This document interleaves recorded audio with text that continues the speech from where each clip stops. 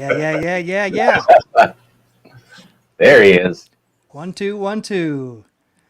Hello and welcome to episode 35 of Carvers and Creators, a weekly demonstration and discussion with pumpkin carvers, sculptors, and multi-talented artists. We humbly ask that you please consider giving us a like and a follow on the platform that you're watching us on. And let us know in the comments where you're watching from and if you have any questions for the carvers and our special guests. My name is Michael Mondragon. I'll be running the show, moderating comments, and chiming in from time to time. Let's meet the carvers. First, he is an artist and sculptor from Boston, Massachusetts. He's the 2019 champion of Food Network's Outrageous Pumpkins, Paul Dever. Welcome. Nice. Happy Thursday. Hey, guys. Good to see you. Good to be here. Next, he is a multimedia sculpture artist from Tucson, Arizona, and a finalist on Halloween Wars 2019 on the Food Network, Matt Harper. Matty. Buenos dias.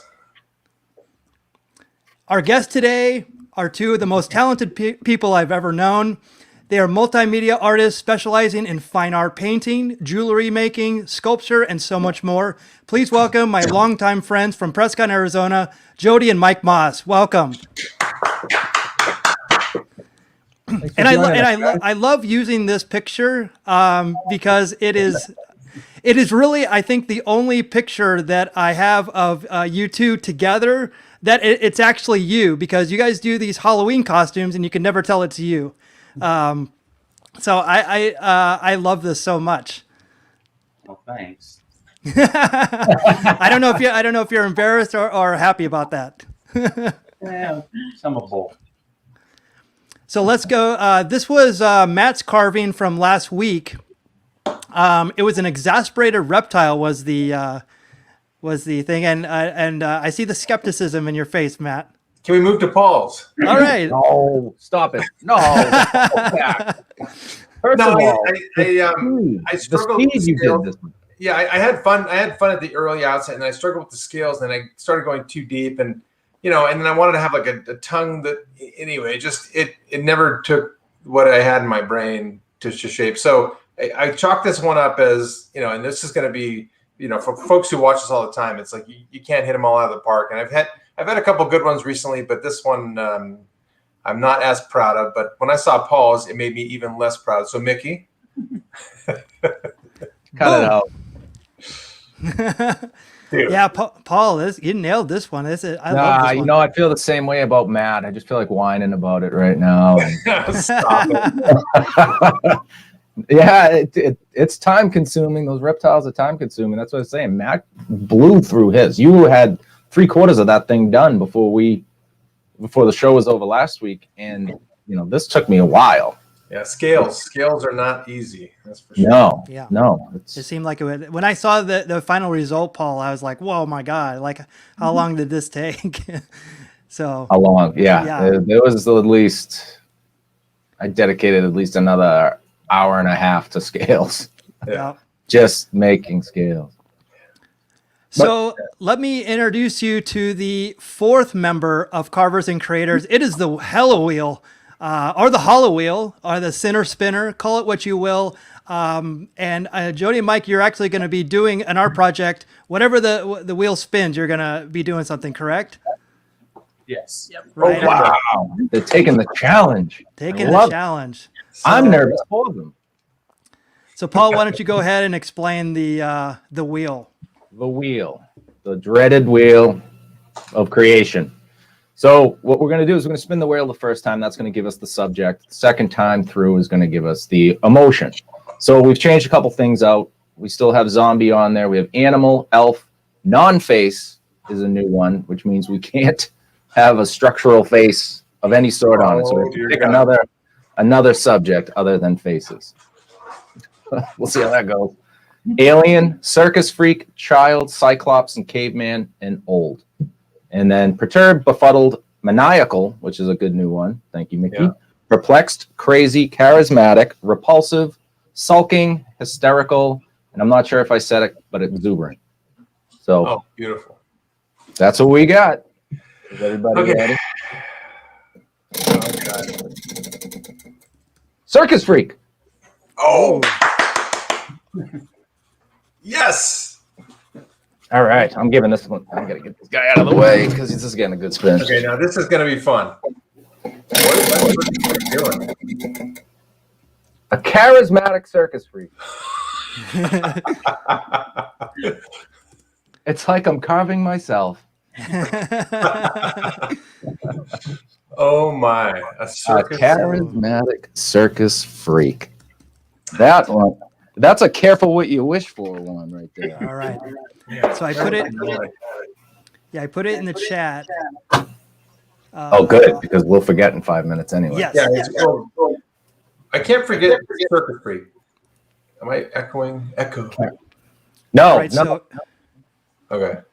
No, you can't forget circus freak because that's wonderful. But the charismatic part, how the hell do they look charismatic? Confident. Okay, yeah, like they got this. All right, I'm with you. Confident circus freak. Confident. Okay. Charismatic. They're hot. They know. Mike and Jodi are bubbling with ideas right now. So if you're carving or drawing or doing anything with us today, we're going to give you 5 minutes while we toast to our creations. So we're going to give you 5 minutes, but let me do this right here. So let's go around the room. Now, I wanted to go with Mike and Jodi first because now, did you make what you're drinking tonight? Yes. I made Really? Oh my gosh, that's a first. I love this. Wow, Look right at that. on. You know, they say a couple that drinks together stays together. So what is it? Extra pale ale. Whatever the extra. I don't know really. Instead of an IPA, it's an EPA. I guess. Yeah. Oh, Okay. that's cool. Nice. Now, do you have a home brewing name, or is it just What do you mean? Like a like personal? like What do like you there's call like there's a brewery name, and then do you have a home brewery name? Our home brewery is called the Mausoleum. The Mausoleum, Ah. MAAS. Perfect. And we'll actually see the real mausoleum. I have pictures of it that I want to show. So it's a very exclusive speakeasy. It's very hard to get into. Matt, what do you got? Okay, so I went to a ramen place recently and ordered the normal Sapporo, wherever the hell you get. Just it's on the menu, and the server said, "Why don't you try this really, really good beer from Okinawa called Orion?" Yes. So I'm going overseas right now. I just opened this so you can see the little bit coming off, but I had to find it at a specialty Asian market while I was looking for produce anyway.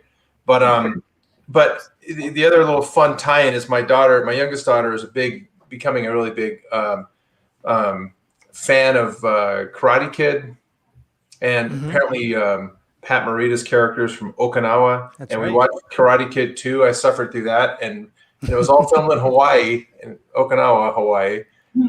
But so every time I bring out one of these bottles now, I would go over to her and tell her how important Okinawa is, to her the storyline. So that's what I'll be enjoying tonight. Nice. Very Hey, nice. here's a fun It looks fact. like a Diet Pepsi. It's very, very metallic. But Cool. Here's a fun fact. Not only have I been to Okinawa, I wrestled in Okinawa. Ooh. The only way you could top that is if you say you wrestled Pat Morita in Okinawa. while drinking an Orion. Yeah. Yes. I didn't wrestle Mr. Miyagi, but I did wrestle Arnold from Happy Days, which was the same person, Pat Morita. Oh. You had me for a second. That's like a you were deep gonna- cut. That's a deep cut. Sorry. No, I know who you were talking about. I'm like, wow, it's true. He really did wrestle Pat Morita. Gullible me. You just had a different outfit. Yes, Yeah. exactly. Okay. Paul, what are you drinking tonight? All right. So tonight, I am going to be drinking this is from the True North Brewing Company, ale company out of Ipswich, and it's called Northern Haze New England IPA. That's a pretty cool can. I know you love those cans. Oh, wow. Yeah. So that's legitimately a New England IPA, right? Yes, this is a New England IPA. Right on. It says it's brewed on the North Shore of Boston. So Wow. it's got to be good. And for Jodi and Mike, I have a Lumberyard Brewing Company Flagstaff IPA. Nice. So I'm sure you've had this many Oh times. yeah, Yeah. We got lumberyard. That's right by NEU where I went to school. Yep. And a school that I almost went to but didn't. Thank you. God bless us all. Is this where I bow? So it's got a nice haze. All right. Ooh, that looks good. It does look pretty good, doesn't it? Yeah. Okay, so I guess we got to carve something. yeah. Well, first, here's to our carving this evening and our painting Yes. and Yes. everybody out there, whatever Cheers. you're doing. And Cheers out there. origami, I don't know. So it's all good. Let us know in the comments if you're carving or drawing, Or or drinking. what you're painting, or drinking with us. Right. Yes. I just came here for the toast. I think So- most of our viewers just come here to sit and drink and watch us just while they're getting hammered. Yeah, well done, Matt. Very So well. Jodi I and Mike, watched- are you guys going to be? How are you going to be doing? Are you going to be painting, Jodi? Yeah, we'll be elbowing each other. But I'm gonna be Okay. canvas back here, and Mike's gonna be sculpting right here on the corner of the table. So he doesn't want Right you to on. see. No. Well, I'm doing in honor of our time at the record store. I'm working with cardboard, foam core, all that kind of stuff. Wonderful. Oh, So cool. yeah. While you're doing that, while you're all prepping, I'll actually go into that right here. So.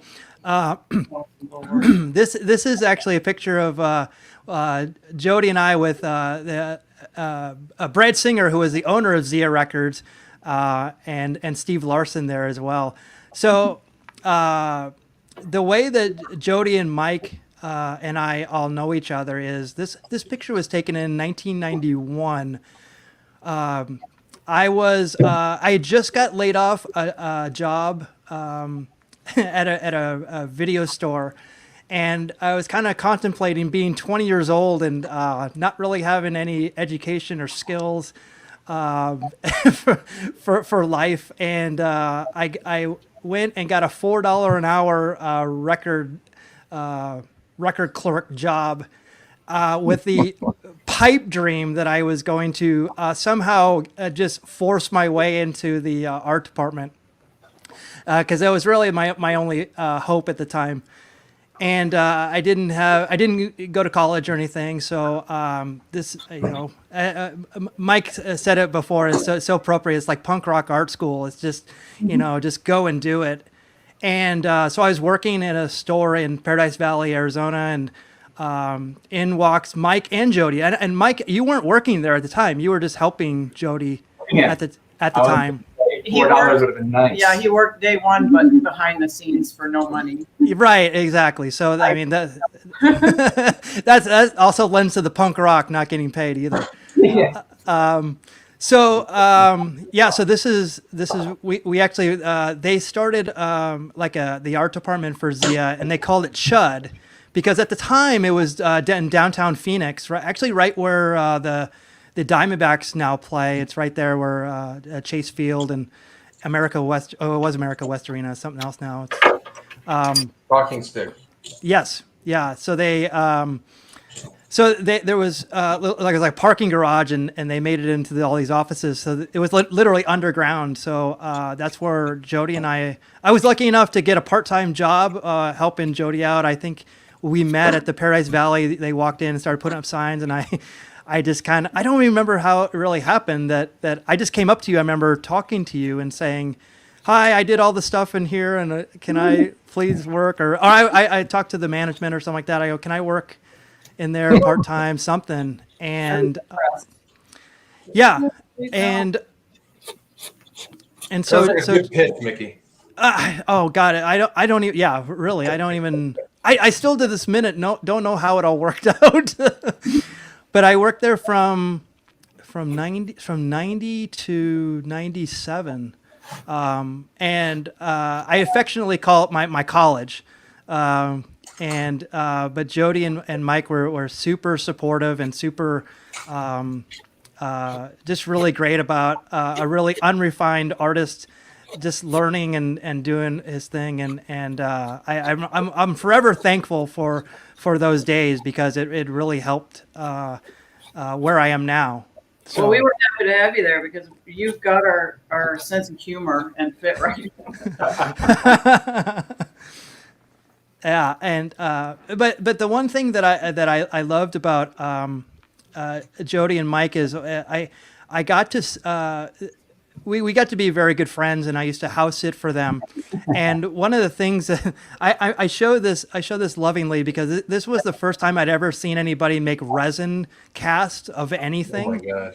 And Is that Divine? yeah, and there's a Charles Manson he has a knife and a Beatles White Album at the bottom, and it's like, but it was insane to see, like, just the level of detail, and like I had never experienced anybody up close that had done like artwork like this. And then I love the boy and the girl playing with the little Manson character in the picture. It's the best. It's oh my god! I mean, and that was the one thing that I house sat for them because I had a dog, and Jodi has many pets, which we'll talk about later. But then when they would go out of town, I would house sit for them, and their house was just like this amazing, not only collection of just things. But like a functional work studio, and I had never seen anybody's house like this. Like I didn't even know that this could even be like you could even have like an art studio in your house. Like that's you know that's not how houses are. But they really embraced art and like we said before, humor and just kitschiness and pop culture.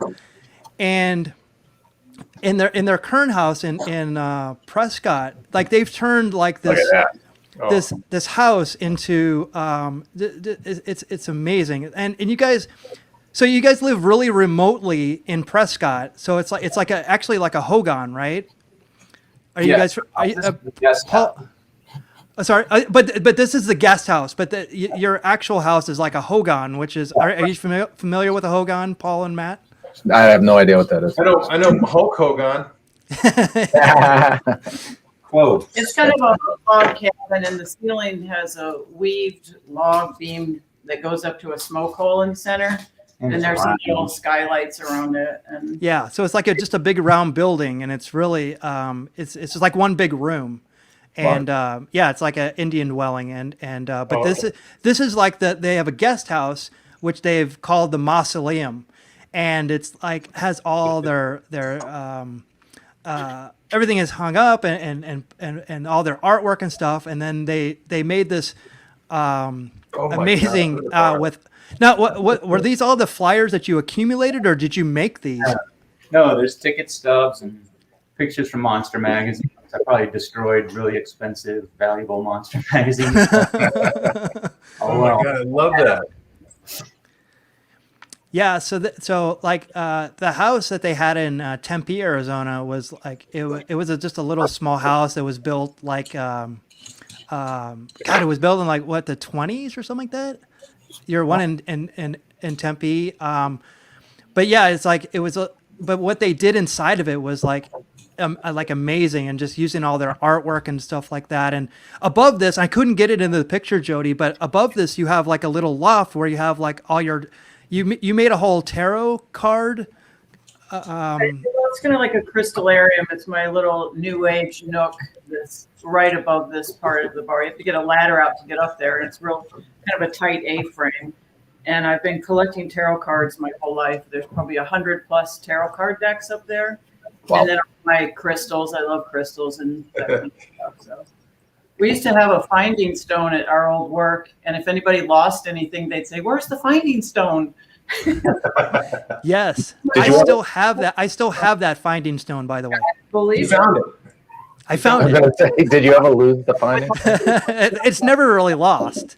On a journey. This looks like a bar I would want to sit at and stay at for quite some time. I mean, like between the chairs, the lighting, the purple, and then just staring at like Jodie Foster's Army, and I see there's a Shepard Fairey Obey, and all the monster stuff. I would just I'd probably start slobbering on it, over a drink. Okay, Matt, because you won't stay at the bar that long, because then you definitely want to go play this, which Nice. is they restored a pinball machine. I just did the art. My friend did all the complicated stuff. Okay. But Mechanics. they literally made their own pinball machine. Oh my God. Cramps. And when I saw this, my head almost exploded. Like, holy cow! Like this. So this was it definitely and Mike and Jodi, I'm gonna gush over you this whole episode. So please, I hope it doesn't embarrass you. But these are the types of things that I would see like in my early 20s, and like this could be like you guys. I remember when we had like a little film festival. We were watching some crazy video, and you actually made this thing around your. The TV wasn't elaborate, but you made this elaborate thing around it that was basically everything we were going to watch, and I think it was like I think it was like the Bud Dwyer tape, if I'm not mistaken. And worse. Oh no! Yeah, but it was he made this whole like big Bud Dwyer shrine around it, and it was this. The thing that I loved about it was that it embraced why do it normally when we can do it elaborately, and I always enjoyed that, and I always remembered that, because that's definitely is something that it's always in the back of my head when I'm making something. Like, is this good enough? Is this good enough? What's something that's going to make wow people? And but how long did it take you to make this, Mike? Pinball machine. Yeah. When my friend delivered it for me to measure and everything, it was in pieces and it was all painted dark brown. So with him working in Tempe on the guts of it, and me working up here, it took about a year, I think. And we got everything done right before COVID, so no one's really been to the bar that much. Yeah. I was saying that it's literally, it's like one of the most awesome Airbnb experiences if you guys ever, before COVID, of course. But I mean, it's like, I go, it's insane. It's insane how cool this is. So, yeah, this is inside the mausoleum. And we were talking before how Jodi has been, and Mike have been homebrewing. So I saw this and I wanted to know more about this. Is this the beer making kit? Yeah, that was one Jodi made. Yeah, the paper, the King Ghidra was the India Pale Ale that I made. Okay. And then we just posed that with Mike's monster model. Of King Ghidra. King Ghidra. Ah, So yeah, I mean, you guys have like an extensive toy collection as well. I mean, I remember like back in the day, like you guys, I remember there was like a Pee Wee Herman like doll that was like people were like clamoring for. I was wondering, do you still have that? Probably. Yeah. Shed. Yeah, we have a shed. You probably have millions of dollars worth of toys that you don't even know about. Like all that stuff has gone ballistic. 1K. Yeah, we keep it all in the shed. I won 4 gigantic Kiss dolls from a magazine. Mm-hmm. Put it in the shed. And then I was like, oh, I'll put him in this bar. And I got the Paul Stanley out, took all those twist ties off, and he finally gets out of the box. And his hair just went, whoa. Like real life. I mean, I said they've always been into like the collecting, and that was another thing too. Is like just having all these toys and stuff like that. Is like you could still be an adult and collect like these insane toys, and that's something that I also embraced as well.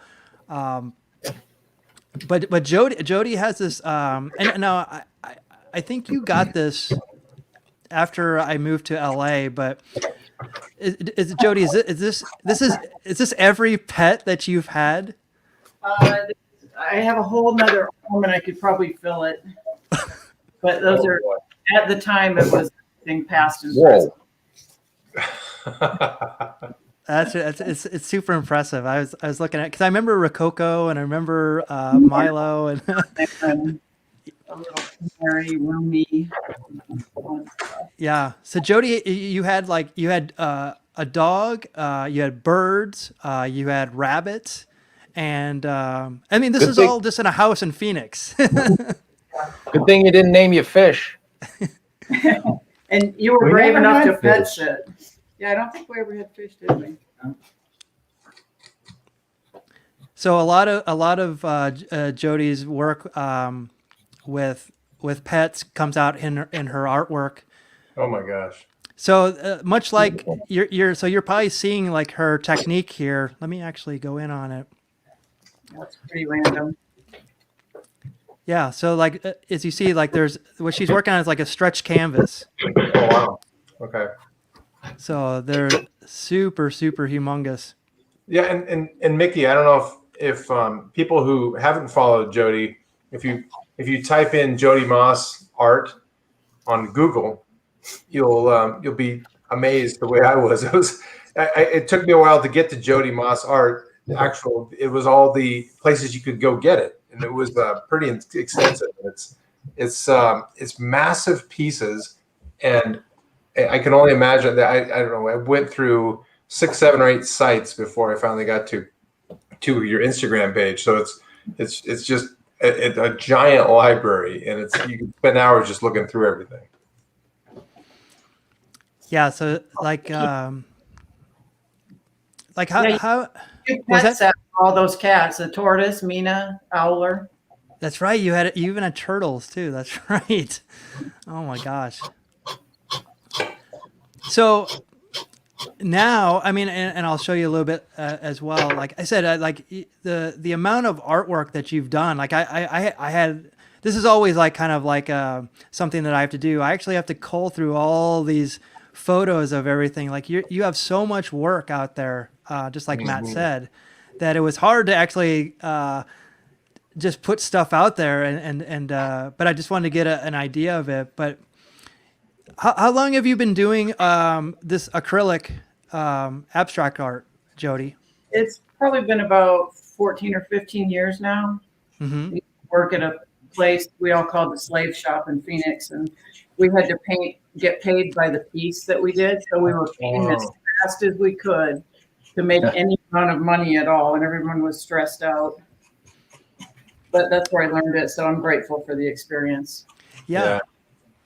Because I actually went out there and I saw how Jodi did it, because I was looking into it. I actually in my my Tough Shed out there I have a similar setup, but I do need to get, and Matt and Paul have been trying to jump me into pumpkin carving as well, and butternut squash carving as well. So I have a lot of things that I'm looking forward to do. But this type of painting is always really fascinated me, and I've wanted to do more of it.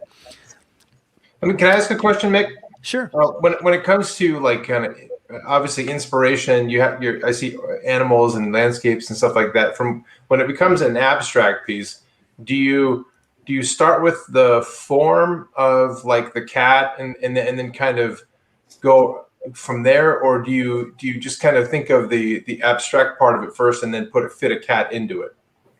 It's never set in stone the way I do it, because I'll have maybe a reference picture pinned up, and then I'll try to jumpstart going off of that. Okay. And it ends up something completely different. So it's all just pretty random. My brain scrambles everything up. Same here. Well, you know, it's funny because when you describe the place you guys were at as, you know, the pressure you had to carve on, or to paint under and to create it in a very small little way, I think that's what Paul and the wheel have done for us. It's kind of created this.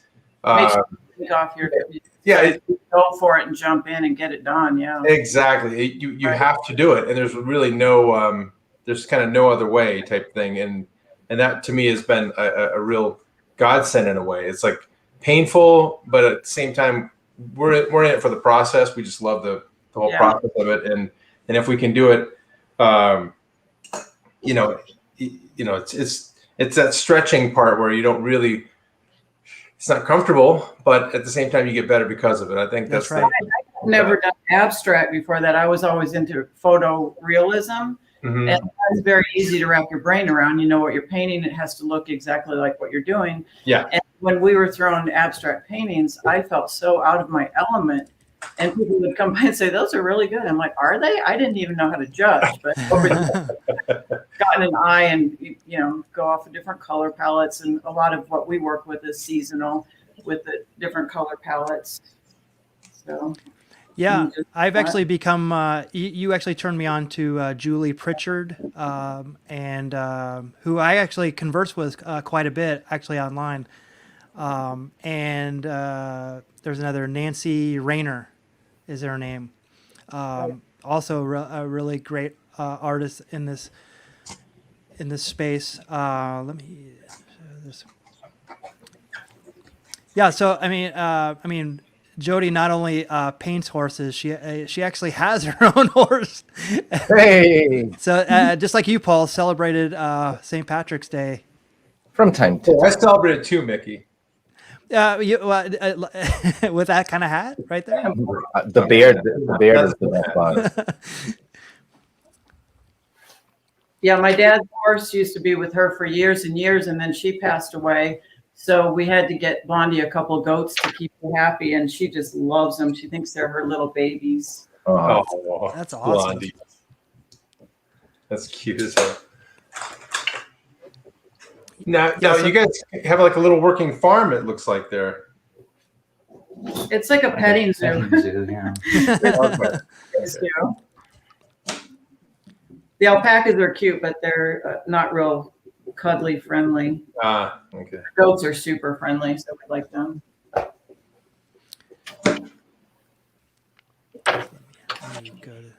Yeah, so here I'm going to show some of Jodi's like abstract work. It's like I said, I love all this stuff. It's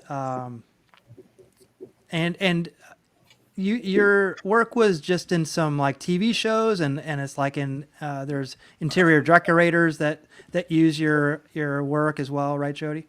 Yeah. Uh-huh. Yeah. It's super cool.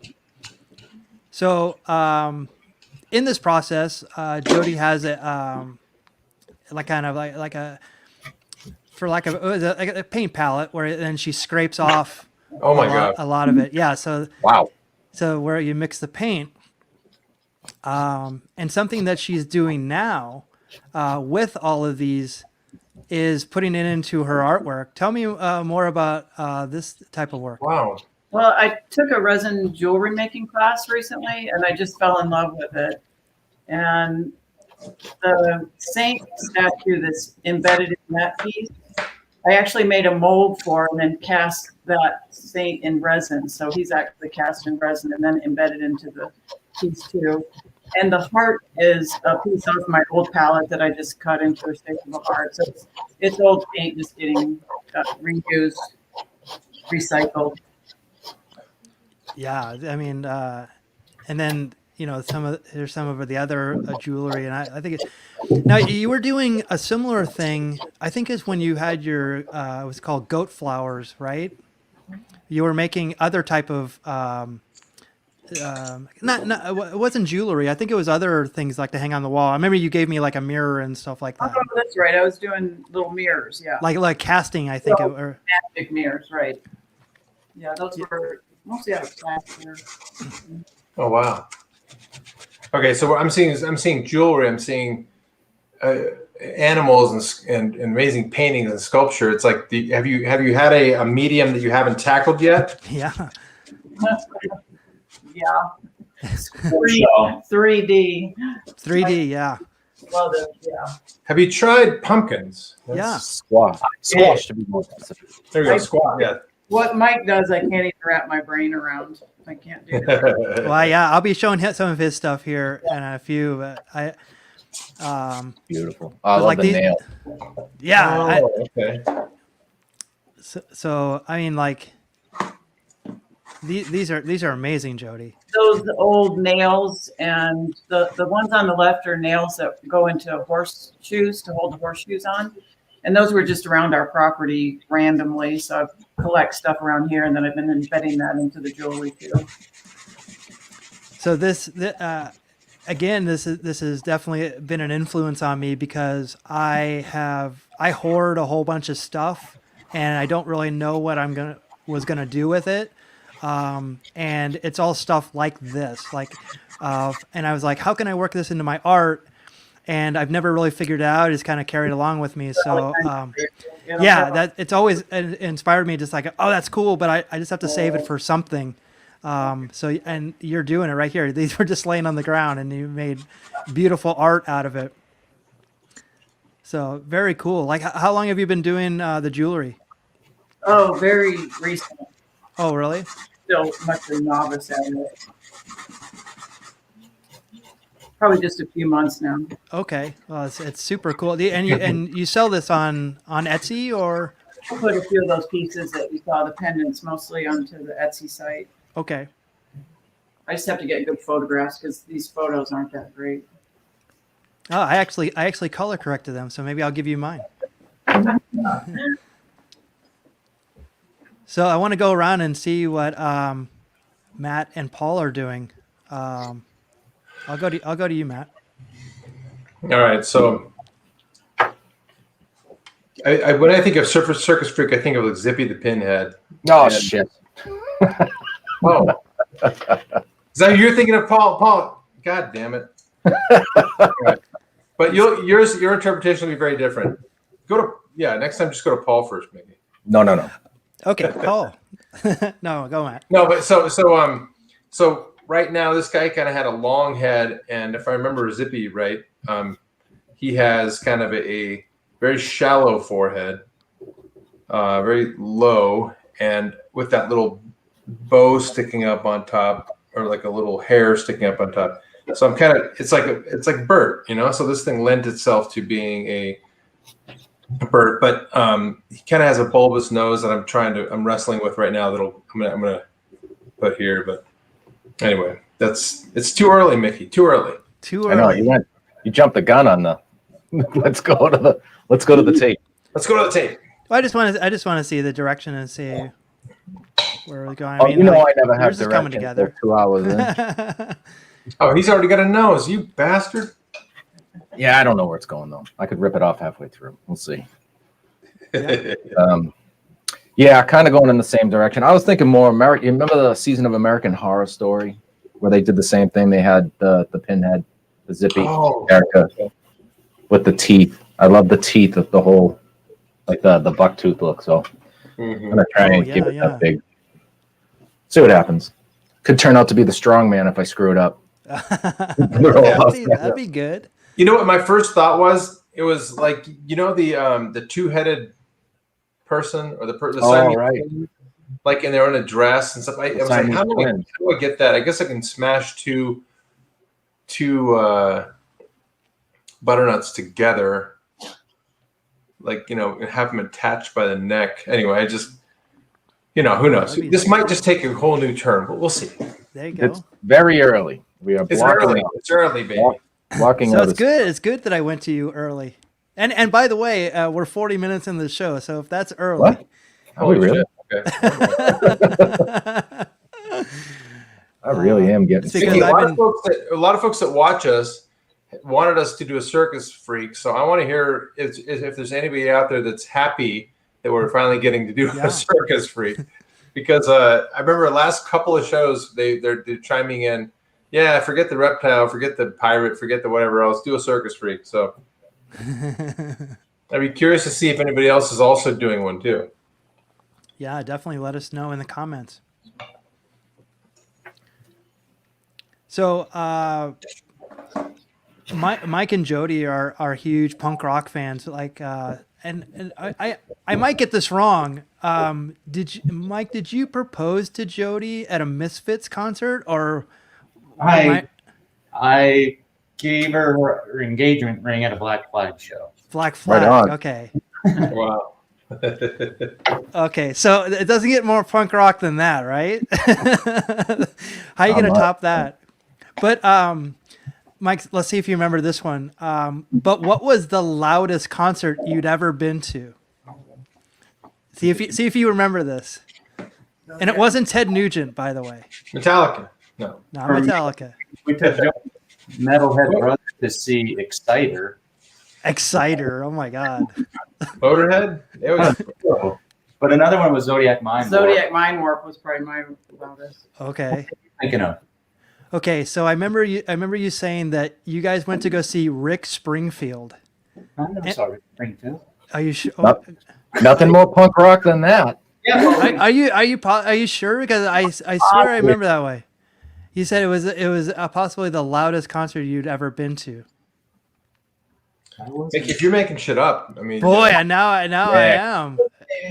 Could be a senior moment. Mickey, you just did have your second shot, so I heard this brain. I did. cloud. That's probably true. I swear it was Rick Springfield. Obviously I'm wrong, and I've been keeping that story alive in my head the whole time. Mandela. I would trust you if you say it. I can't remember anything we saw. Yeah, but we used to go to so many shows, and I look back because I have like a lot of the stubs still of the shows that we went to. It's like it's a who's who of like punk rock and early '90s music. It's actually pretty impressive. Like my girlfriend, like she would have loved to like live in that era of music. She loved all that music. I'm trying to think of. Oh boy. I guess there's just too many to name. I mean, one of the big ones I remember that we went to go see X, during, those early days. We used to go to the Sun Club and see a lot of those bands. The Sun Club isn't even there anymore. No. Mickey, It's long gone. I saw X in '81 at Devil House. 81. Wait a minute. 81. You would have been 11. I was 11. I went and saw.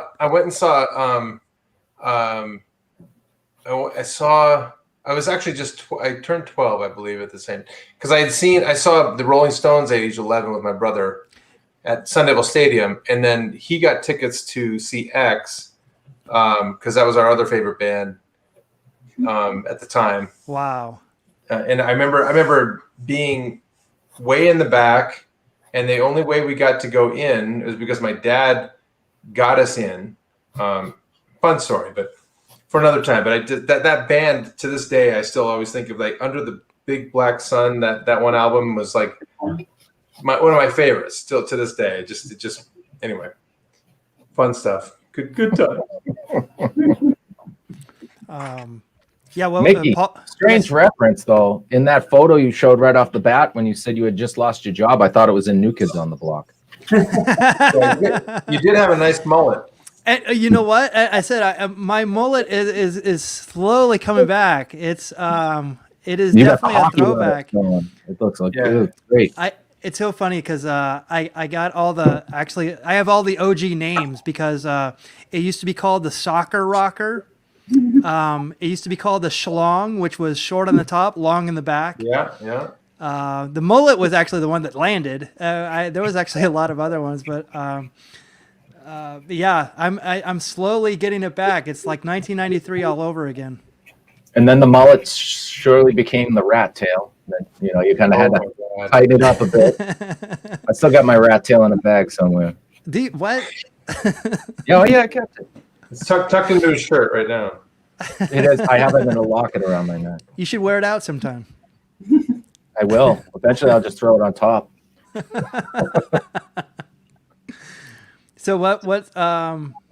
Yeah. Just because a guy wears white jeans doesn't mean he's in New Kids on the Block. By the way.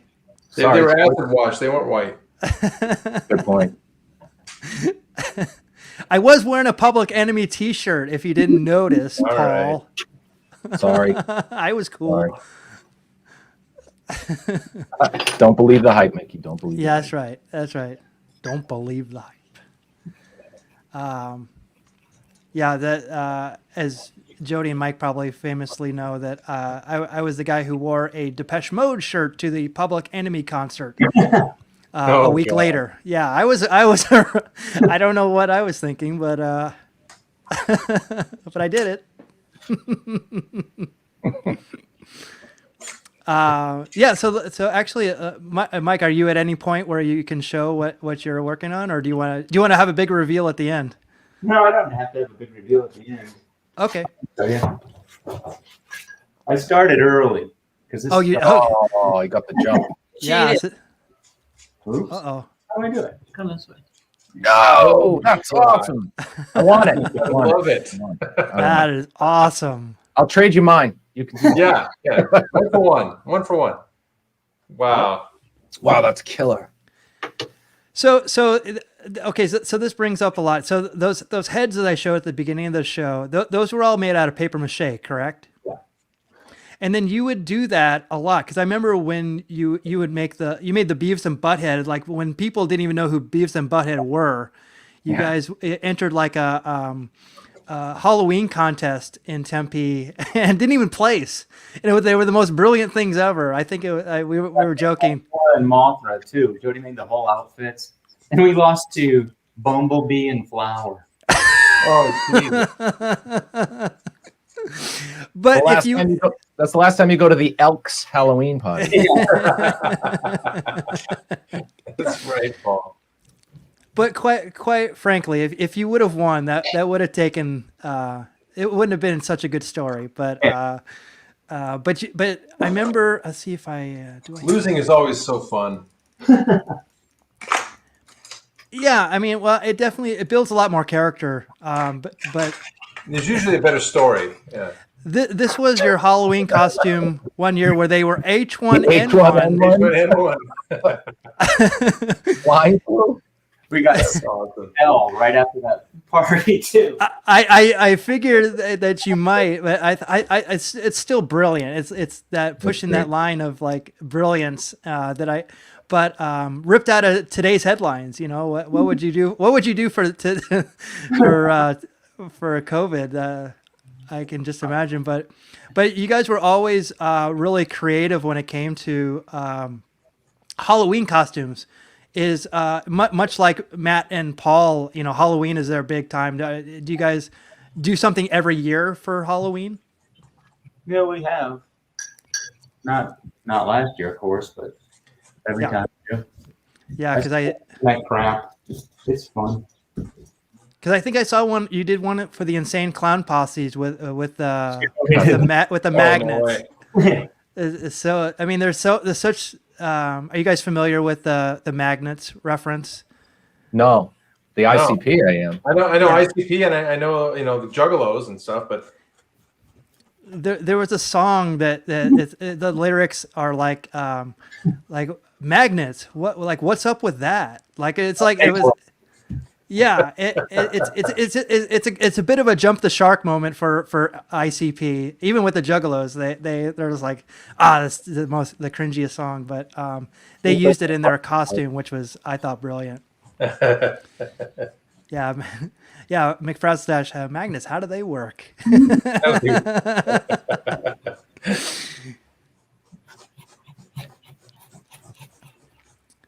So let me go through because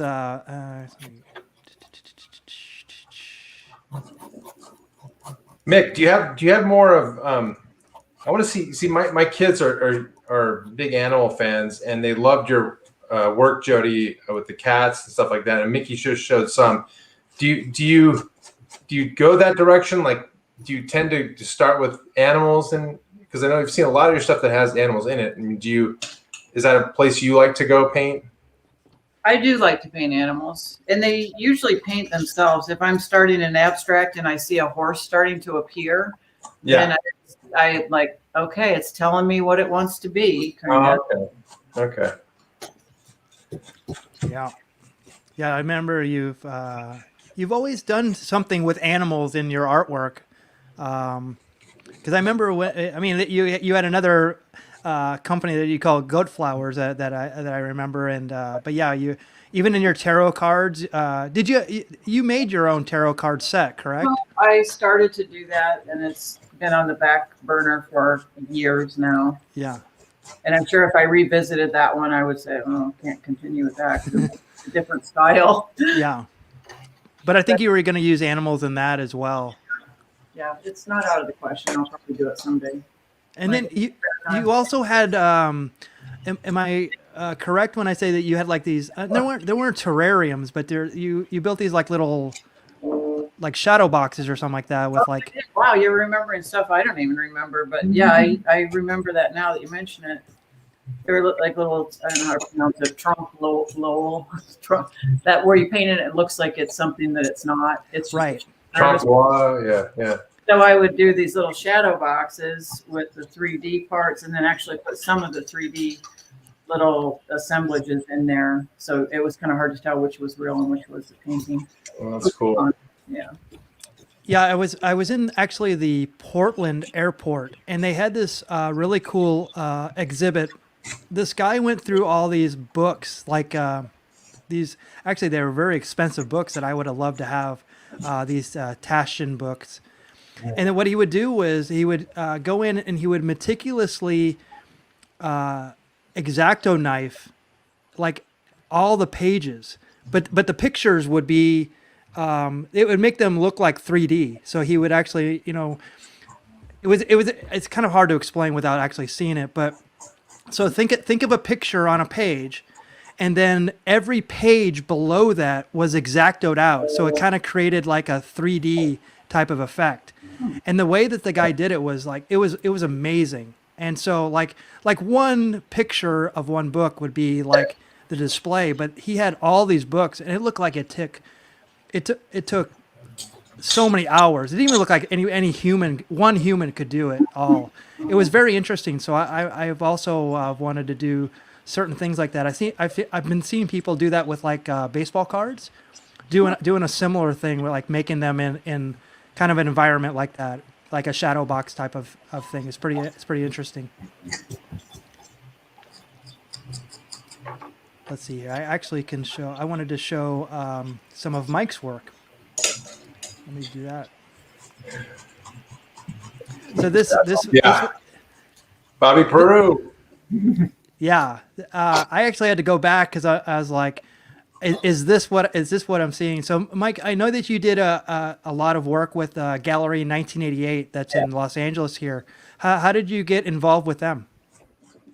I worked with a gallery in Phoenix, and the person that ran the gallery, she contacted them years ago, begged them to put me into a show, and then I've just been in ever since. I love doing that fan art. Yeah. So they would pick a topic, and then you would have to do like your artwork around it, correct? Yeah. The problem is, I'm a lot older than everyone else that shows there. So they'll say, pick from these movies. And I'm like, I haven't seen any of these movies. Lilo and Stitch. Go. Mean Girls. Yeah, it's like that. Yep. Mickey, this reminds me of Steve Casino's stuff in some ways, kind of where he takes the one-off. Mike, we had a guy on. If you happen to see it, Mike. Yeah, he's awesome. And Steve does beautiful stuff like this, where it's The Shining, or you pick a subject and then just kind of make a one-off of it. But I've never ever in my life seen a Bobby Peru. Draw anything, sculpture, picture, anything. So, and if you guys haven't seen Blue Velvet, you just get a Pabst Blue Ribbon and sit and watch it for a while and realize. I think it was who made that, Lynch. Yeah. So what's his first name? David Lynch. I was like James in my head, but yeah. So David Lynch. David Lynch's movies were insane, and this character was even more insane, and you just kind of like shake your head like, what am I seeing? And then to make art of that, it's just brilliant. Yeah. It's so cool. Yeah, and this was Wild at Heart, correct? Yeah. Yeah. Oh, Wild at Heart. What did I say? Oh, no, not Blue Velvet. Okay, this is Bobby. No, it's all good. But I mean, all because most people would do like. For Blue Velvet, do Dennis Hopper's character, but like that's what I also enjoyed about all right. What Mike would do. What Mike would do is embrace like these really super fringe characters, and it's like God, I'll remember one in my head. in a minute here, but anything Crispin Glover does falls into that category. right, but not the obvious ones, not the one from Back to the Future, not the ones that people would know. It's like, what's the most obscure Crispin Glover? Make an art piece of that. Yeah. And what's that? I did Willard with Crispin Glover. That was a piece I did. See that perfect, right in line with it. Not the one that people would know, but one that they should know. So, Mike's art is always been. It's always been very. You were doing this type of artwork before. I feel like I see this artwork more now than ever. Paul, I want that. Paul, can you please buy me that, Paul? I just want it. That's all. I mean, who doesn't want that on their wall? I mean, there's no reason that shouldn't be in everybody's house. I love it. In front of our bar. So damn cool. See, Matt, you just got to go over to the bar. That's, I'm a little closer than you are, Paul, but you know what? So everyone, Paul's coming out to Arizona in April. Actually, we got a countdown going here pretty soon, but you're going to be driving up when you go to Grand Canyon. You're going to be driving right through Prescott or past Prescott. You're going to go quarter. What are you telling me? Are you telling me you want me to pick that up on the way by? I was going to say, quick jaunt over and back. Take a couple drinks while you're there with the Maas's. Seems like everywhere in Arizona is a 9-hour drive. I live in it is a big state. Yeah, that's a 16th the size of it. So. Yeah. The one nice thing about Massachusetts, you can drive end to end in an hour and a half or something. But you could just make it halfway across town in Tucson that time. So yeah, bigger state, slightly. Yeah. Slightly. Well, you're welcome to the bar anytime. So come through. Woo-hoo. Oh boy, stop by. Paul's coming. I'll be over early. All right. And leave late. It's open 24 hours a day. That's the best part of that bar, right? And it's put out of the studio, so it can be a little distracting. Yes. Yep. But by the way, Mickey, now that you double shot it up, you heading out to Arizona in April, my friend? No, that's right. Yeah. So I mean, you don't have an excuse. That's all I got to just throw that out. I don't actually, and I'm hoping. I'm crossing my fingers and definitely hoping it's. I'm a bit like Bubble Boy at this point where I don't. It's going to be a brave new world going out there, and like I said, I went a couple blocks down the street, and even like the businesses there, it doesn't even look like the same city. The downtown Sierra Madre, it doesn't even look the same anymore. There was a article in the LA Times about this kind of famous strip of kind of artist row called Pico Avenue or Pico Boulevard, and how much it's changed since COVID. Just in 1 year, like all these businesses are gone, all these, it looks totally different. But yeah, it's going to be a brave new world out there. I don't know what I'm gonna be like John Travolta coming out of the bubble. I don't. Good reference. That's an old reference. That's from movie called The Boy in the Bubble. Thank you. Coming out of the booth. That's a little I'm coming out of the booth. more appropriate. So they lift the travel ban on next Monday. Yeah. Oh. Massachusetts is going to be open real soon.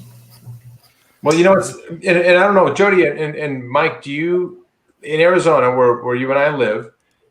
They're back almost at 100% capacity in restaurants, like theaters are reopened, all that stuff. Have you guys in Prescott? I know it's a little bit more, kind of Wild West anyway, but are people wearing masks out there? They wear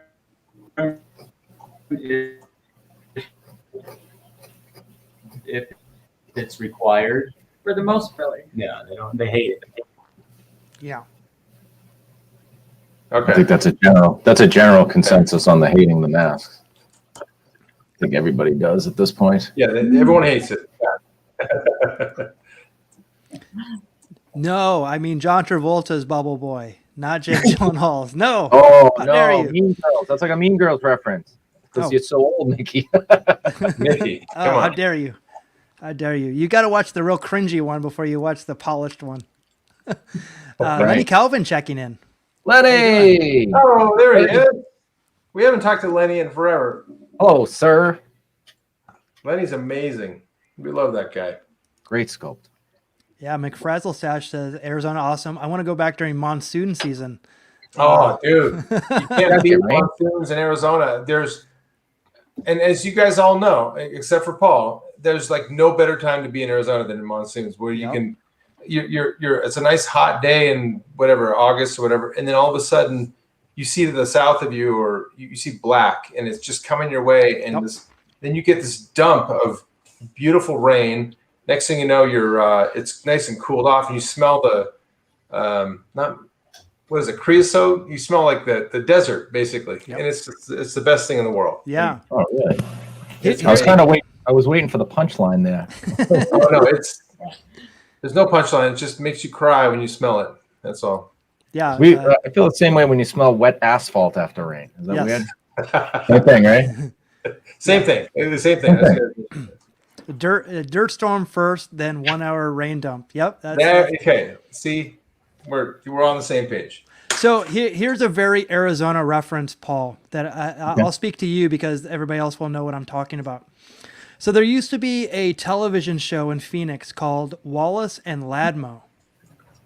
And Wallace and Ladmo, I think, started in like the 50s. And it was just literally just like a kid's variety show, basically. Yeah. And they would show like cartoons and stuff like that. And it went into all the way up to like 83, I believe, or 85 maybe.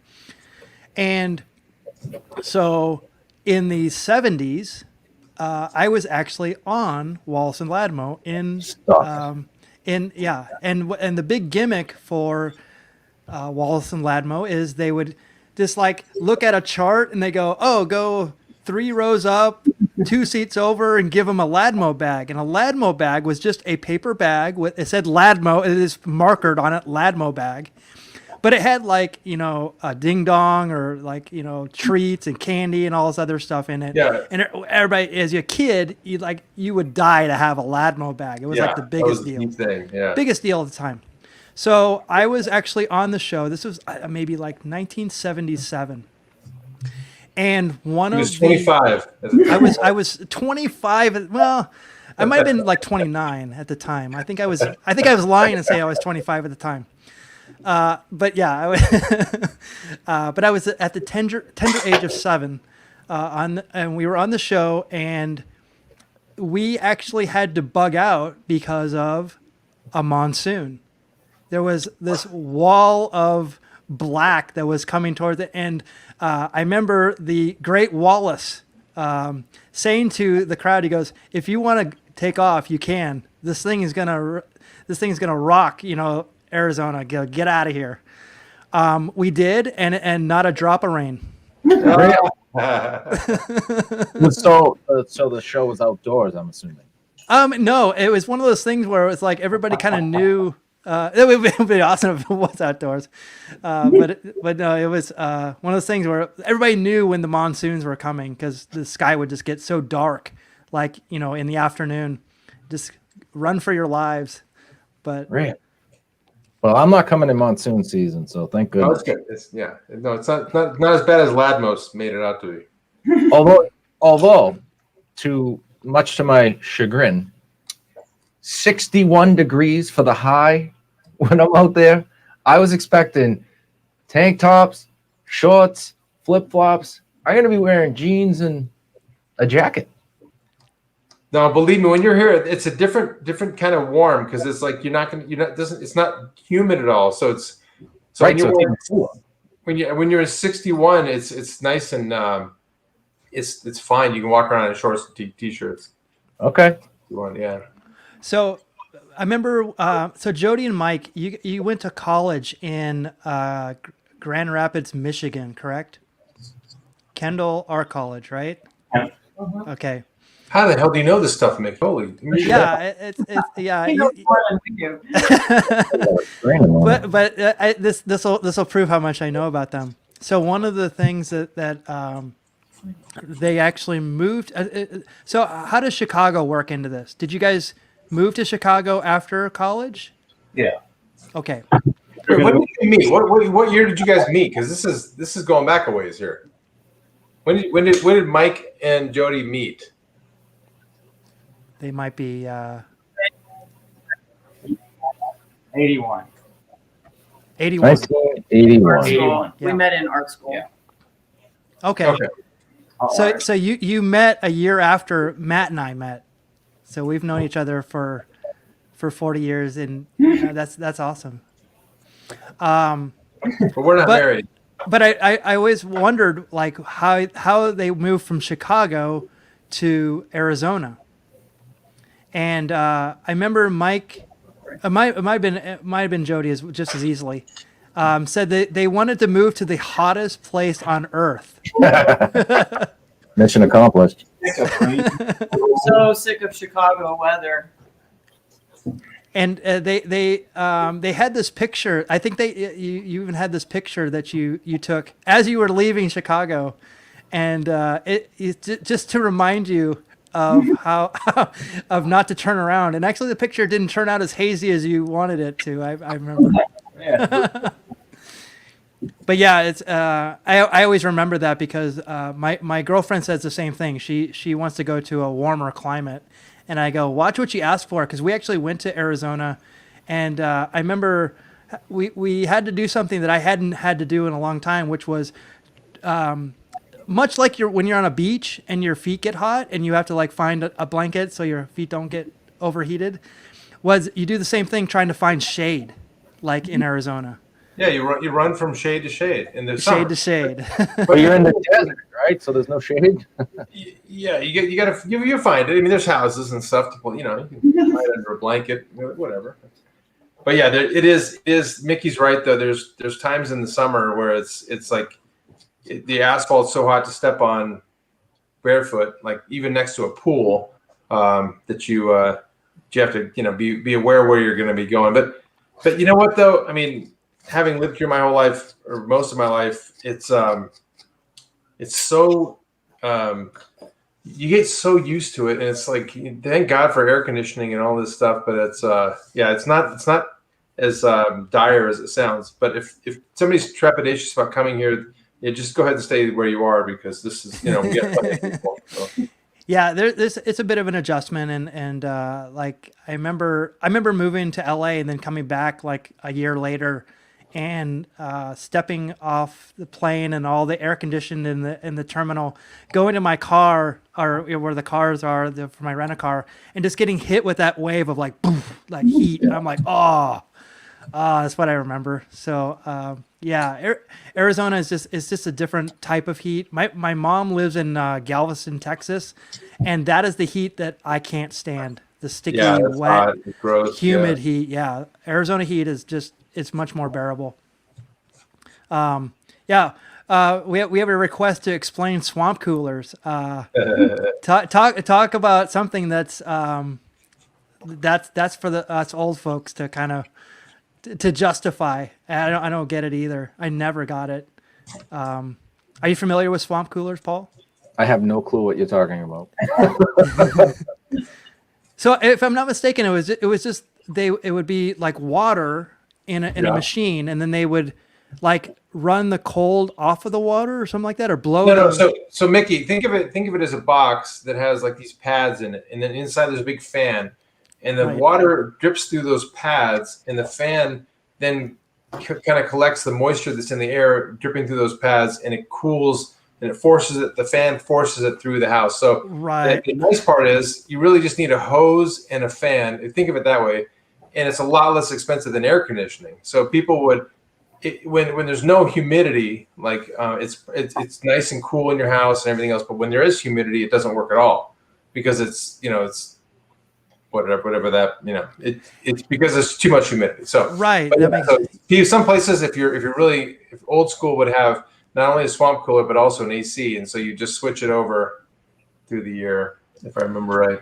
Right. Really? So it wasn't like a mister, but it was like a machine that basically put out the moisture. Forced wet air in your house. Basically. Yeah. Wet air. Yeah. Nice. Sounds like mold to me. Well, you stole the words right out of my mouth, which was exactly why they probably don't do it now as all the Legionnaires. black They still do mold it. and They yeah, still do it. exactly. Yeah, don't. Because I remember when in Arizona, like, you know, because there's a lot of like dirt and stuff like that. In fact, they would have these very famous commercials for valley fever that we would joke about. And so people, but the dirt would collect in the air ducts. So then every year when you would when it would get hot enough where you would turn on the air conditioning, all that dirt would blow into your house, and so everybody would get sick and everything. Yeah, good times. That's Arizona. That's the Arizona I remember. I can't wait to come out. You'll like it. You'll see a whole bunch of cactuses and rattlesnakes. You'll dig it. No, don't tell my kid that. No, I don't know. My oldest doesn't want anything to do with rattlesnakes and scorpions. He goes, "Why are you bringing us there? It's just nothing but rattlesnakes and scorpions." So no, this is Gila monsters too. Yep. Right. Well, Great people. I grew up there. Good I point, don't remember seeing snakes and scorpions and stuff like that. Do you guys see those a lot, Mike and Jodi? I've never seen a rattlesnake. I've never seen one either. Well, Years when we ago. moved here out here where we're at now, we had to get real used to snakes and spiders. There's a lot of tarantulas that walk around, and we've had a lot of snakes inside our house. Yeah. We've got tarantulas. We got two kind of, and they've been here forever.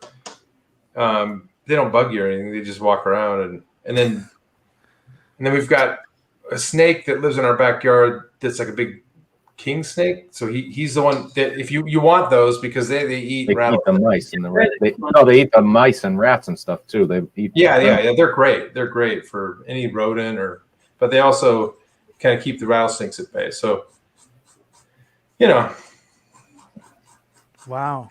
Yeah. Good time. And then javelina. good times. Come on out, Paul. Javelinas. Yeah, Matt has javelinas running through.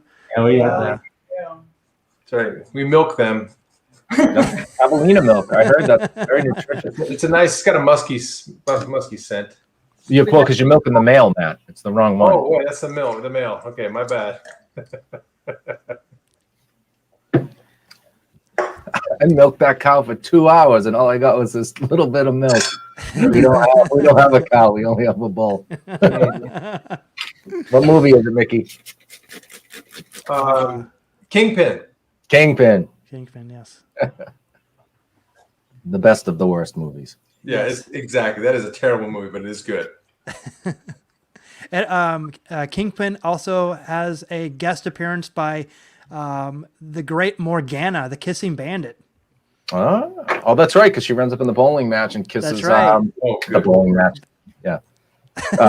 Bill Murray. That's right. Oh right. my And God, that's right. Actually, it's her last appearance. Really? Yep.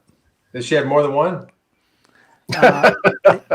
We and whenever we do the beer baseball stuff, we always talk about Morgana. She's like one of our, she's in our beer baseball Hall of Fame easily. And but yeah, that was I actually did the research and found out that was her last appearance was in Kingpin. We all miss her. Yes, somehow. she's still around. She's not dead, but Okay. she actually literally retired in 2000. I got hugged by Elvira. I can add that to my Stop book. it. Did you really? I got a hug. Did you get Mike? arrested after? Mike, your No, thoughts I on acted Cassandra I Peterson? acted like it wasn't a big deal. So Oh, good point. There's all sorts of Elvira stuff in that bar top. oh, really? Yes, I figured you were a big Elvira fan. Yeah. Mike, can I ask you for a progress shot on yours because I'm enamored by what you're working on. Can't figure this. So good. Son of a bitch, that's cool. That I mean, is how does your killer. brain even think that way? I mean, so you're connecting. Are those pieces of cardboard or is it foam core? It's cardboard. I didn't have any foam core. Wow. Do you prefer cardboard over foam board? For certain things, you can bend it. Right. It's got a little give. Yeah. Foam core's got it all rigid. Yeah, corrugated can be a little tough. I always thought it was cool how you scored it so you could actually make those bends. Yeah. I thought that was really a neat technique, and it's not something that's taught anywhere. So it's like that's pretty awesome. That's how I figured out how to do it because you did that. you scored it and then it's kind of bent it around. It was because very it's cool. it's attached to paper, right? Like so, you got like that. Right. It makes sense. Okay. Because I remember that Mike, you made like this foam core. You made like it was like a heart. It was a box. It was like for like Valentine's Day, and you used the shapes of like you basically just took a square and then a circle, and then cut the circle in half, and it made a heart. And do you remember making this at all? I remembered all the stuff that you don't even remember. Can't imagine the heart, but Then you had to do it for Brad's girlfriend. I did. I think so. I think so. Like our boss's girlfriend, I guess. Is that right? That would make sense. He's the only one that doesn't remember. I love it. I think you made like a box of candies or something, or it was like a box of chocolates or something like that. It like went into. Yes. Is Brad still around, or is he? Brad passed away in 99 or 8. Also, Yeah. no. That would be Yeah. So no. To answer your question, no. Oh crap. We still go to Zia. I've raised my daughters right. Like we go to Zia probably every other weekend and just go like they get movies or silly records or whatever it is. But it's there's one left in Tucson, so we always make sure we patronize that place. Yeah, Zia. They after Brad passed away. You guys were Mike and Jodi were still working for Chud at that time. And it kind of went through some turmoil and then finally kind of landed. And then this other guy took over Zia and actually made it into something really wonderful. Like he kind of revived it, right? And then he just died recently, I think. He died not while he was. Oh, it's shortly after he left there. Because he started his own record. And then they got another guy, and then he died. Oh my God. So stay away from Zia. Yeah. Wow. That's interesting. Yeah, and it's and then there was one of our great friends, Steve Wiley, who broke off and did his own thing, and he's no longer with us. Wow.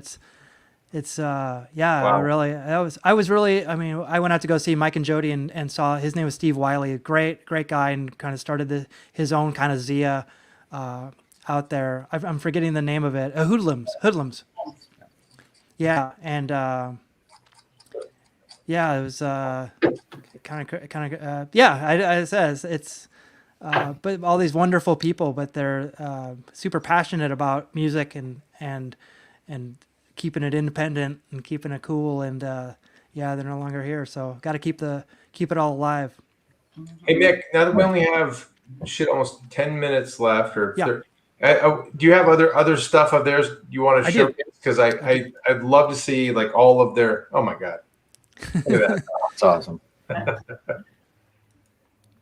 Yeah, so like I said, I feel like I see a lot of people like doing this style now, but Mike has been doing this style for so long. It's his stuff is just super way above, like it's so good. Like That's he takes all these characters. It looks almost like the current cartoon style that they're doing on a lot of shows. Oh my God! That's what I was saying. It seems I said, Mike, you've been doing this style for as long as I can remember. I said I've known you for 30 years. Real simple. I was never good at rendering or any of that, so my stuff tends to be flat and graphic and easy for me.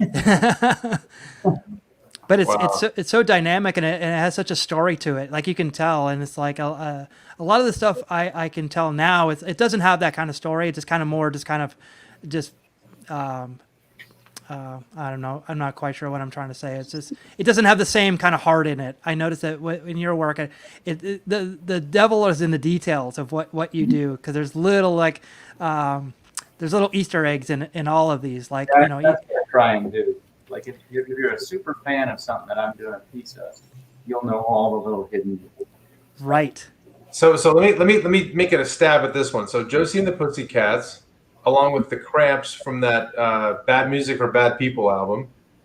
What am I missing? Because is that right? Am I on the right track? Yeah. Then this is a piece for Tiki Oasis. I do stuff for them all the time, so it has to be Tiki themed. Yeah. But the theme that year was New Wave, and I just did a Cramps piece because I love the Cramps. That's so awesome. So that's the guitarist from the Cramps, but she dressed like that on one album. Oh, is it? Okay. There's an eyeball in the martini. That's one of their songs. So. See? There you go. That's the hidden gem. That's the part I missed. That's See? awesome. And this one I popped so huge for this one. This one, I almost lost my mind when I saw this. Oh, that's That Now- was before it got canceled at 1988. It was sort of Family Guy show. And you know the episodes where he cuts away and says, Yes. "Now?" That's what I was doing for. It's no one would take this approach for the Family Guy. And I was so happy when I saw it because I remember, and I'm sure we've talked about this, but there used to be a really great Conway Twitty infomercial. And it would just start out like this.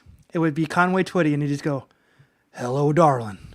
Nice to see you. It's been a long time." And they would just like pan out. Well, on the Family Guy, they played that whole thing, that whole song. And it was like, you would think like, is this even part of the show? Like it's that long. So, but they intro it, Mr. Conway Twitty. So, yeah, this one made me go. I went ballistic when I saw this. So,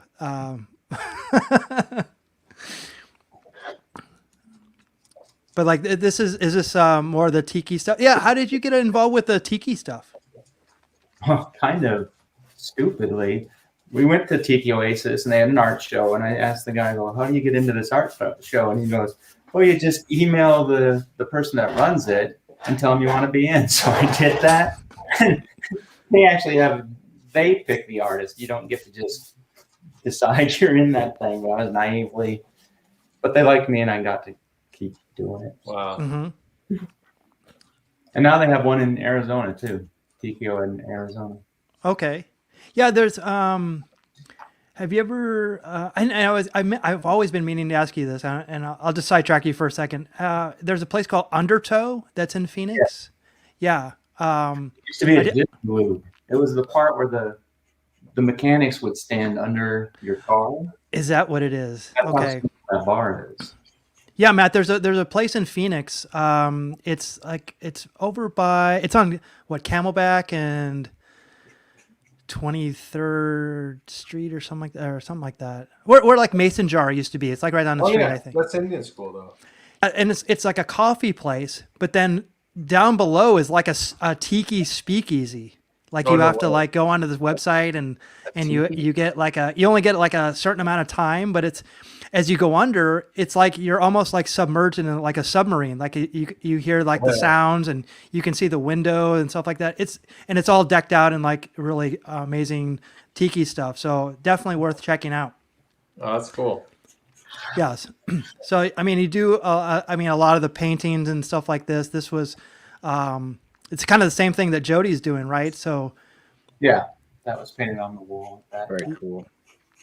and then this is one, speaking of what Paul is doing, this may look familiar. Hey! Oh my God! It's like looking in a mirror.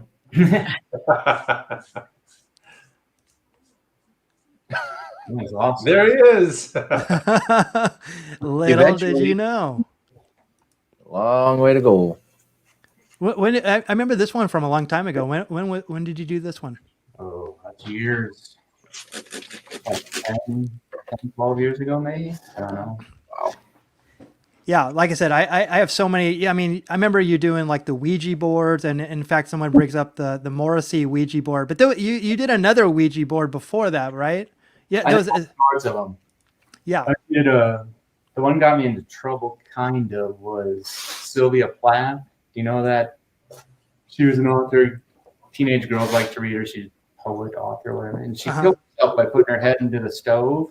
Oh, And I made a Sylvia Plath Ouija board with a stove for the planchette. oh, And I got hate mail for that. oh my gosh, oh my gosh.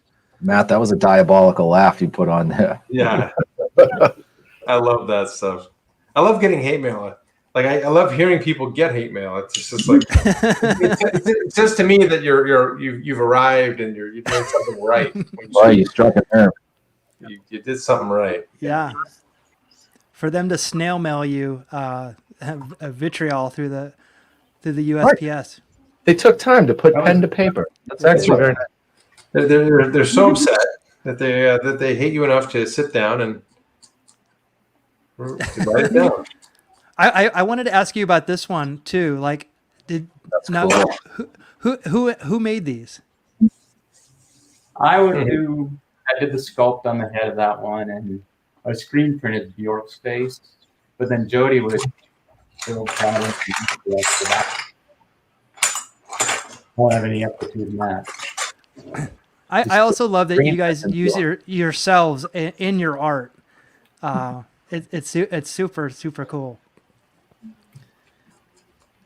I love the screen print on the Bjork. That's funny. That so cool. Such a stylized version, but it reads very. I very instantly see Bjork. Yeah, that's so. Yeah.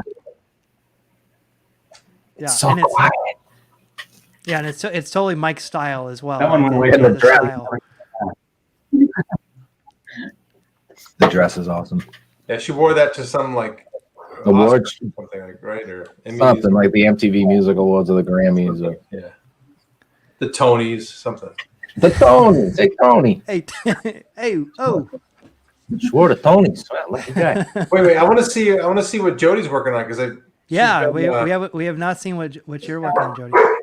Mostly an abstract version of a circus type theme. I went with the red and white little hints of this being a big tutu on a clown. I always think clowns are Oh yeah.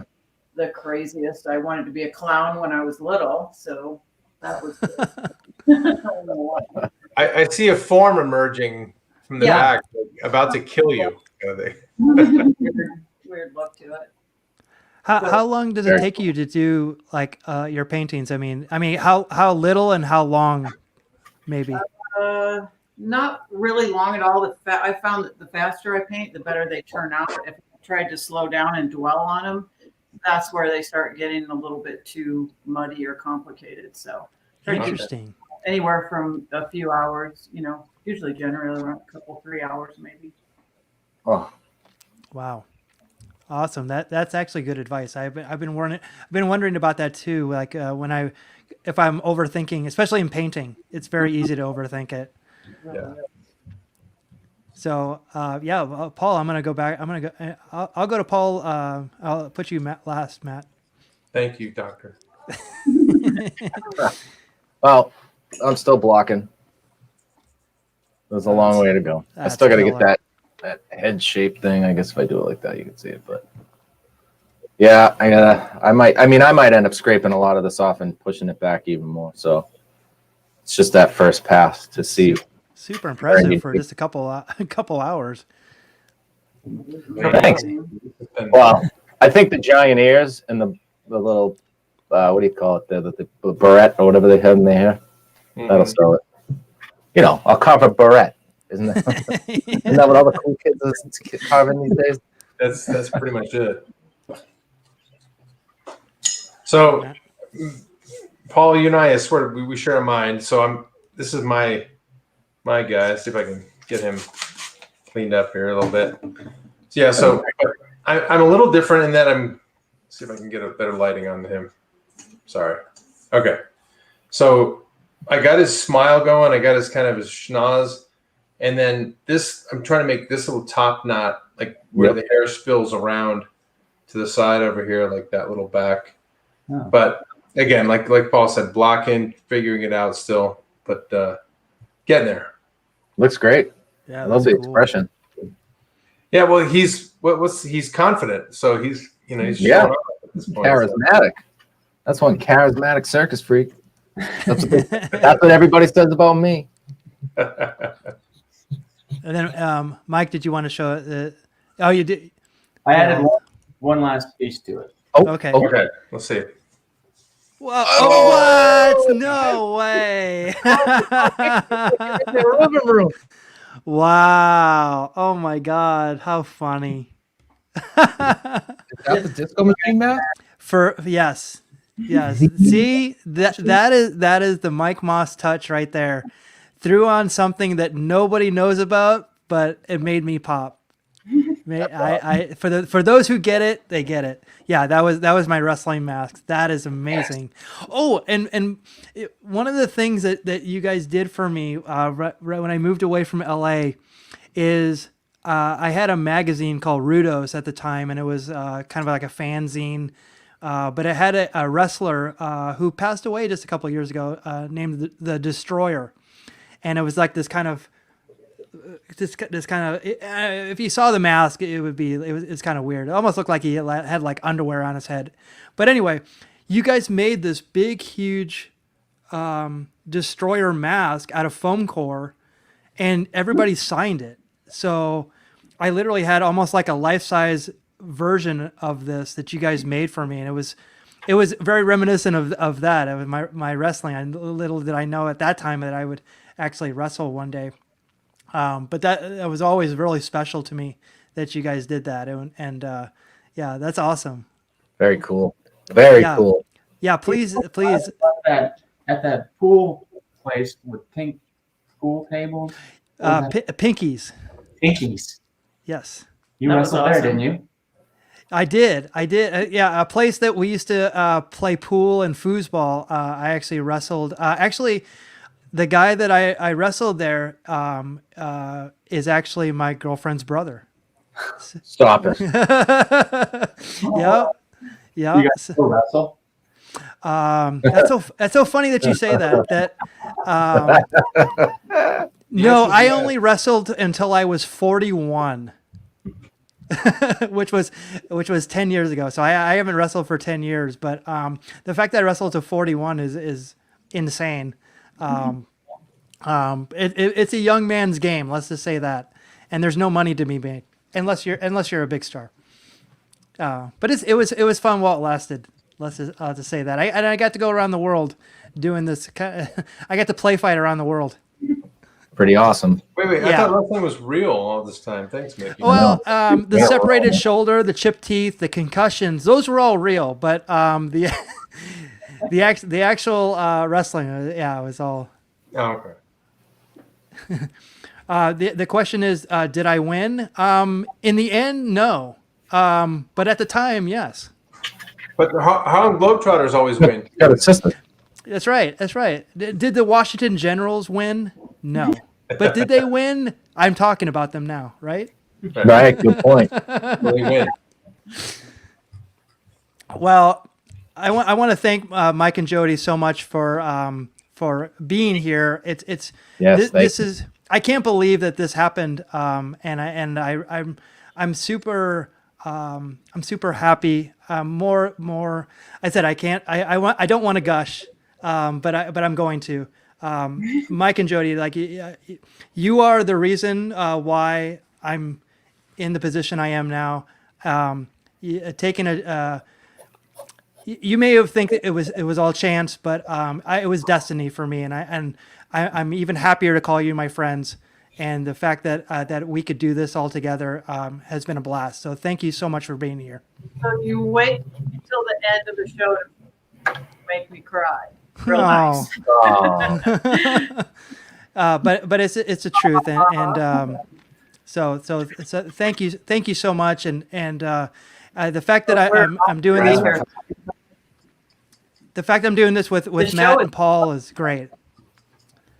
Yeah, thank you for that. Yeah, it's fun. It is fun. Where can we see your work? I have your Instagrams here, but is there any other place that we can see your work? I have a Pinterest page, but I don't know what it's called. Yeah, Pinterest. We have some products for sale on the Society 6 website where we put our images on different products. You can buy a Cramps hand towel from Mike if you want that. Oh, Couch pillow, whatever. And here's where you can find us. We're on Twitter, Facebook, Instagram, YouTube, and Twitch. Paul and Matt, do you have anything that you wanted to promote or end with? I do. Okay. Follow these guys above me. Yep. Follow those guys. Follow this guy, and that guy, and keep watching because each week is a new guest, and they're just amazing. I'm having a blast. Every week I'm Every amazed at the creativity and the ability to just like blow my mind. Like your bar, let alone your art. I mean, just kind of like staggering. So it just says that you can kind of do anything you want in this life. And one thing I would just mention in having kind of painters, creators, sculptors on here as we do every week is that the unifying thing is just we're all creating something. Yes. We're not just consuming from this world. We're making. We're contributing. And at the end of the day, even if it is a very perishable piece of food or something that you can like keep on your wall forever, it's just kind of a big plus in this world to have to give instead of just take away and just watch it happen. So keep creating. That's my last little soapbox. Very good. And I'll never be able to throw an Amazon box again after seeing what Mike made. I got to try and make something like that. Oh, definitely. Well, we look forward to seeing all of you guys at our bar sometime at some point. I will be there. I will damn well be there. Definitely. I might have to take you up on that. No, So hang out there, Mike and Jodi. But we're going to end here. We will be back next Thursday at 4 p.m. Pacific, 7 p.m. Eastern with another Carvers and Creators. Good night, everyone. Take care. Good night, everybody.